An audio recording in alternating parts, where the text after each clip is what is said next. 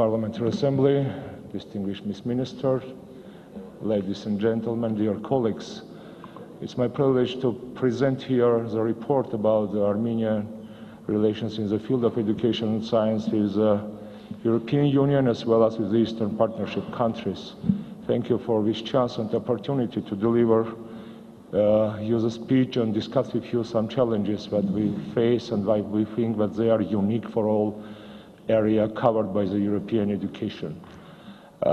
When we talk about cooperation in the field of education with the EU and neighboring countries, first of all, in our mind, we think about the higher education. Let me be more concentrated on the higher education reforms, underlining the membership of Armenia as well as other Eastern Partnership countries except Belarus in Bologna process.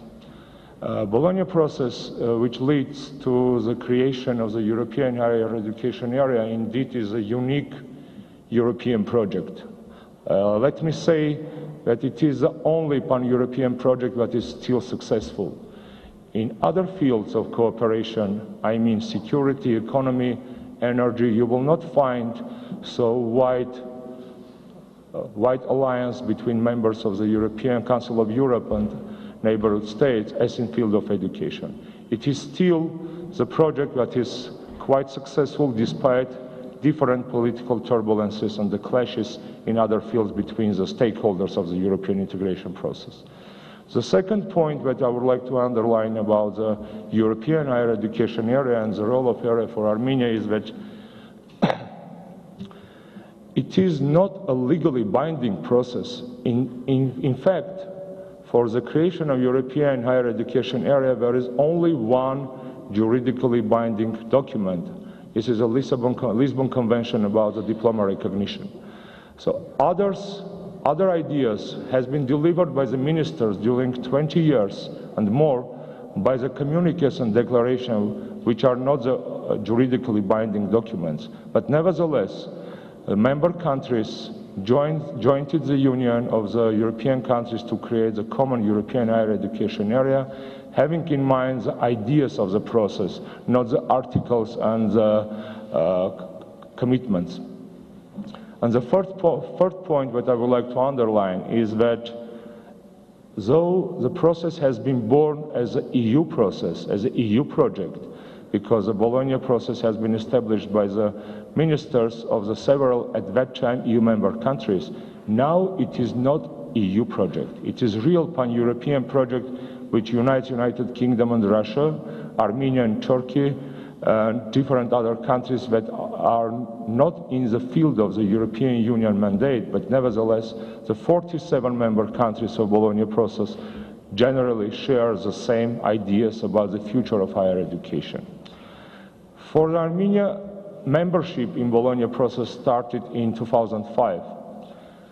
We started to implement the package of the reforms in higher education, having in mind the idea of transforming post-Soviet educational system to the system that is national and international at the same time. Armenian national system by spirit, which is in compliance with the international and European standards of higher education. This is our goal up to now, how to build up the national system that is fully in line with the European standards of the higher education. As a success, as Armenian success in this process, I would like to underline that in 2012 in Bucharest, during the Ministerial Conference of European Higher Education Ministers, Armenia has been elected as the country which will be responsible for the activity of Bologna Secretariat. It means a country which is responsible for the coordination of all kinds of reforms in higher education all over European higher education area. Moreover, in 2015, in current year, Yerevan will be placed hosting capital for the European Ministerial Conference in May. Armenia, in that sense, is the first non-EU member country which has delivered such kind of honor and obligation to organize a pan-European event. Talking about bilateral relations with the European Union in the field of education, I would like to underline 4 projects. Two of them are really pan-European, and they started to be implemented this year. I mean, first project for the higher education called Erasmus+, which delivers to the member states the possibility to fully profit from the European monies as well as from the European ideas. And second project, pan-European project, is Horizon 2020, which is targeted, designed for the scientific activity. And Armenia now started to negotiate with the European Union the conditions of the agreement with EU to become a full member of the Horizon 2020 project. Both of them will deliver to the member countries, I mean Horizon 2020 and Erasmus+, the huge package of the new possibilities and facilities to promote students' mobility, teachers' exchange, scientific cooperation and consortium activity. The third point in our bilateral agenda is the twinning projects. Armenian Ministry of Education and Science during several last years profited from the twinning projects not once.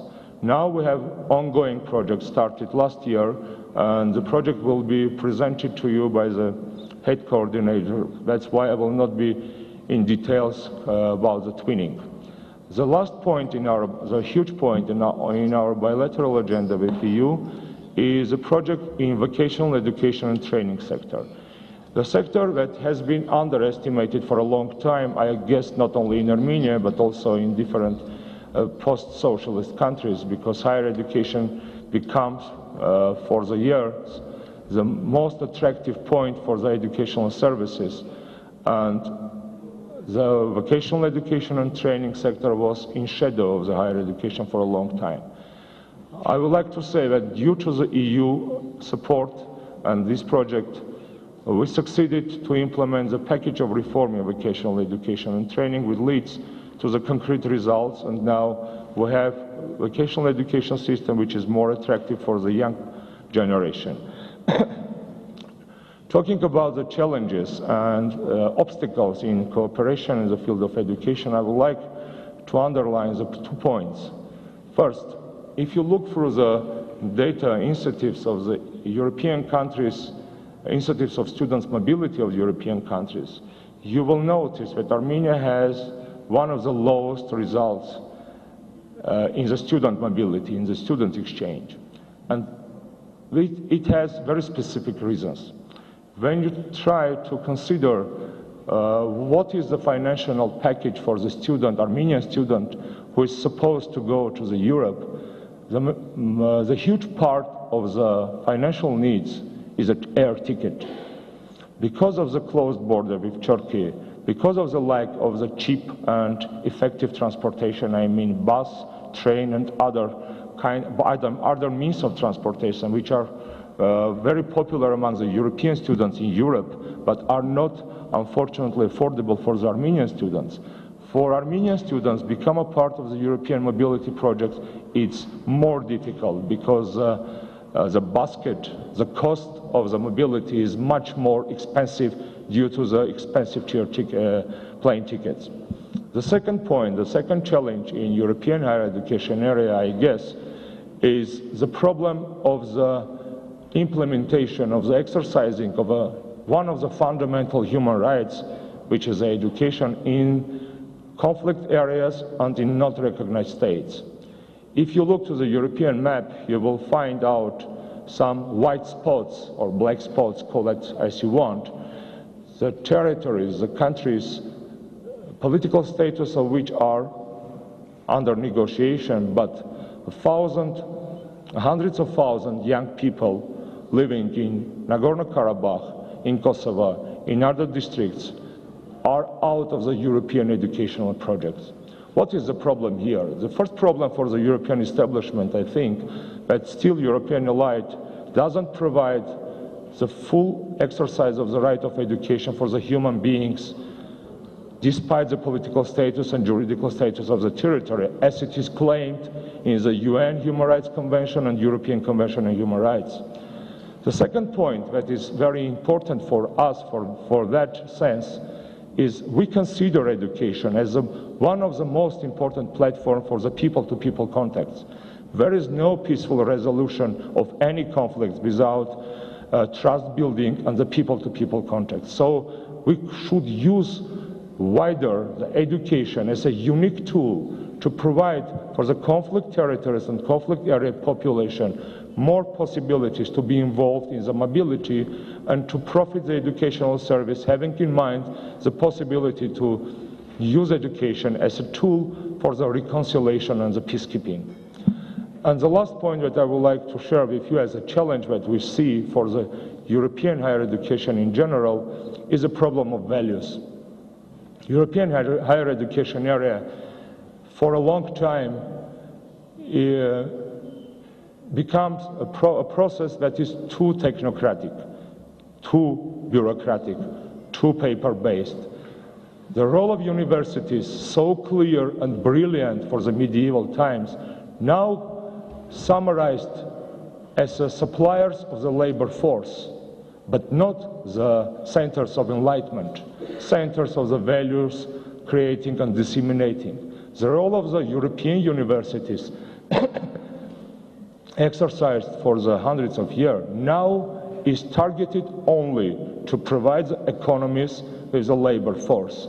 I think this is a global challenge for all European educational system, because the problems we see now, the problems that the European Union and European countries face now, I mean the same Islamic State problem that the thousands of Europeans, classic Europeans, let me say, gave up the education and went to struggle for other values and other activities. So the issue that we face now is how to help the universities to continue to exercise their role as a center of the value creating and value sharing for the societies, not only suppliers of the labor market with the youth specialists, with the young specialists.